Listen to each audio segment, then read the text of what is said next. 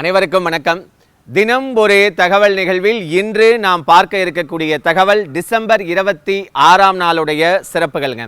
இந்த டிசம்பர் 26ல் என்ன அப்படின்னா, நம்ம இந்தியாவின் 9வது குடியரசுத் தலைவராக இருந்த சங்கர் தயாள் சர்மா அவர்களுடைய நினைவு தினம். 1999ஆம் ஆண்டு டிசம்பர் 26ஆம் நாள் இவருடைய நினைவு தினம் அனுசரிக்கப்படுகிறது. இந்தியாவினுடைய 9வது குடியரசுத் தலைவராக 1992ஆம் ஆண்டு முதல் 1997ஆம் ஆண்டு வரை இவர் குடியரசுத் தலைவராக இருந்தார். அதற்கு முன் 8வது இந்திய துணை குடியரசுத் தலைவராகவும் இவர் விளங்கினார். 1952ஆம் ஆண்டு முதல் 1956ஆம் ஆண்டு வரை போபால் மாகாணத்தினுடைய முதலமைச்சராகவும் இவர் பணியாற்றினார்.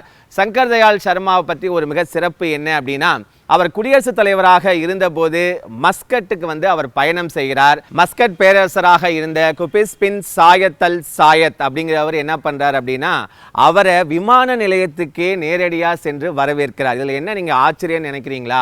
உலக தலைவர்களை மோஸ்ட்லி எந்த நாட்டுக்கு சென்றாலும் அவருடைய அமைச்சர்கள் தான் சென்று வரவேற்பார்கள். ஆனால் அந்த மஸ்கட் மன்னரே நேரடியாக சென்று வரவேற்றார்.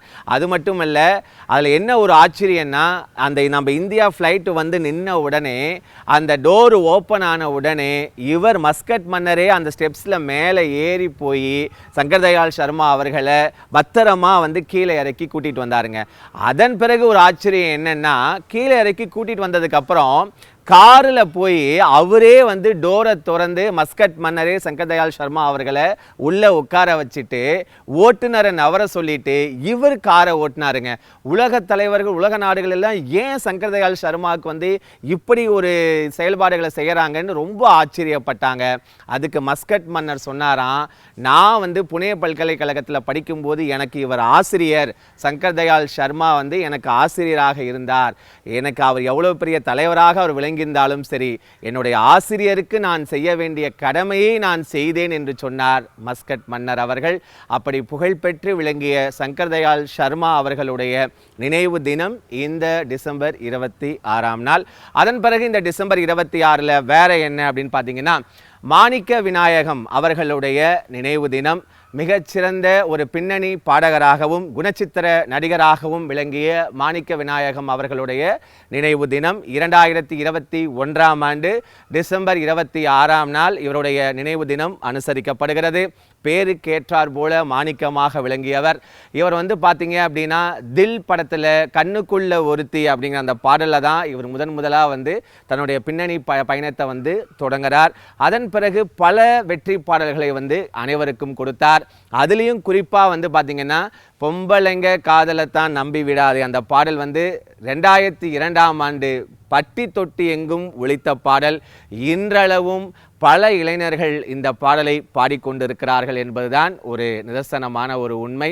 அதன் பிறகு பார்த்தீங்க அப்படின்னா, இவர் குணச்சித்திர நடிகராக திருடா திருடி படத்தில் தனுஷுக்கு முதல்ல அப்பாவாக நடிக்க ஆரம்பித்தார். அதன் பிறகு பல படங்களில் வேட்டைக்காரன், பேரழகன் போன்ற பல படங்களில் தொடர்ச்சியாக இவர் நடித்தார். இவருடைய வெற்றி பாடல்கள் வரிசையில் பார்த்தீங்கன்னா, பேரரசு படத்தில் பொண்டாட்டியா நீ கிடைச்சா கொண்டாட்டம் தான் எனக்கு என்ற பாடலும் மிகப்பெரிய ஒரு புகழ்பெற்ற பாடலாக விளங்கியது. இவருடைய வாய்ஸே பார்த்தீங்க அப்படின்னா ஒரு கம்பீரமான ஒரு வித்தியாசமான ஒரு அமைப்பாக இருக்கும்.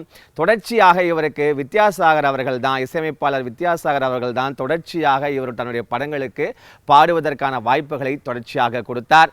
நாட்டுப்புற பாடல்கள், பக்தி பாடல்கள், திரைப்பட பாடல்கள் என 15,000க்கும் மேற்பட்ட பாடல்களை மாணிக்க விநாயகம் அவர்கள் பாடியிருக்கிறார். இப்படி புகழ்பெற்ற மிகச்சிறந்த திரைப்பட பின்னணி நடிகராகவும் பின்னணி பாடகராகவும் விளங்கிய நம்முடைய மாணிக்க விநாயகம் அவர்களுடைய நினைவு தினம். மற்றொரு தகவலோடு உங்களை நான் சந்திக்கின்றேன். நன்றி, வணக்கம்.